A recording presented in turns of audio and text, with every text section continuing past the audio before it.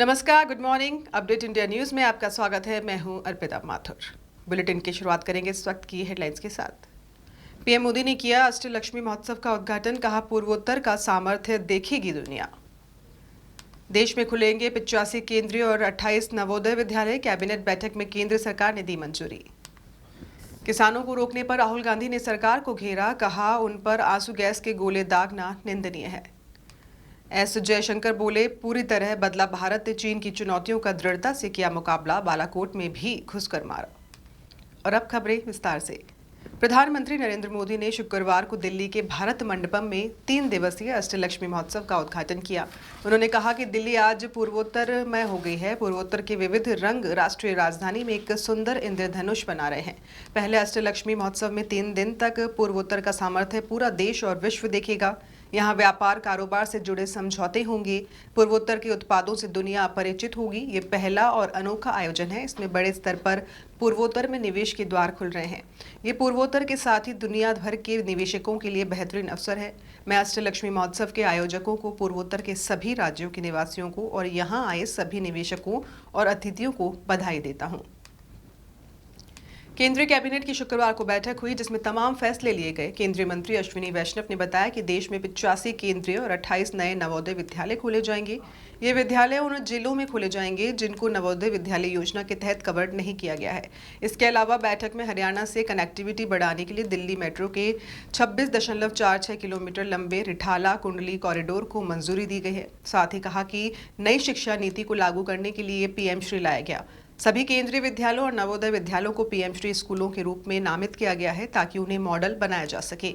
उन्होंने कहा कि नए केंद्रीय विद्यालय खुलने से देश भर में 82,000 से अधिक छात्रों को सस्ती और उच्च गुणवत्ता वाली शिक्षा प्राप्त करने का अवसर मिलेगा। मौजूदा समय में 1256 कार्यात्मक केंद्रीय विद्यालय हैं। इनमें 3 विदेश में हैं, जिसमें मॉस्को, काठमांडू और तेहरान शामिल है। 13.56 लाख छात्र इन स्कूलों में पढ़ रहे हैं। अपनी मांगों को लेकर दिल्ली कूच कर रहे किसानों को रोके जाने पर कांग्रेस नेता राहुल गांधी ने केंद्र सरकार को घेरा है। राहुल गांधी ने कहा कि उन पर आंसू गैस के गोले दागना और उनको निंदनीय है। किसान सरकार के समक्ष अपनी मांगों को रखने और अपनी पीड़ा को व्यक्त करने के लिए दिल्ली आना चाहते हैं। उन पर आंसू गैस के गोले दागना और उन्हें तरह तरह से रोकने का प्रयास करना निंदनीय है।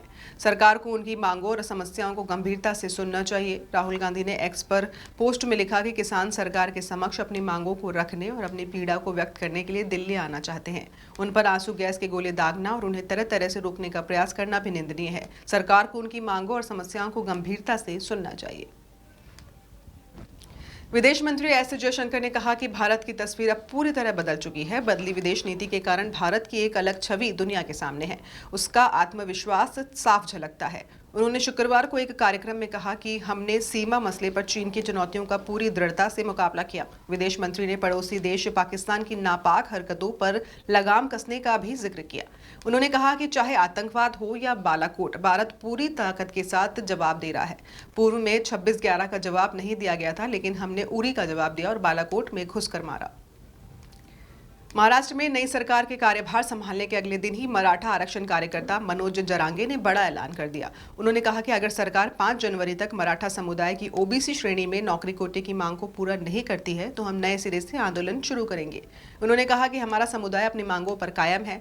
पिछली एकनाथ शिंदे के नेतृत्व वाली सरकार के कार्यकाल के दौरान मनोज जरांगे कई बार भूख हड़ताल भी कर चुके हैं। मनोज जरांगे ने कहा कि CM Devendra Fadnavis, deputy CM Eknath Shinde और अजित पवार ने 5 दिसंबर को शपथ ली। अगर वो अगले एक महीने 5 जनवरी तक मराठा समुदाय की मांगों पर गौर नहीं करते हैं, तो हम नया आंदोलन शुरू करने का ऐलान करेंगे।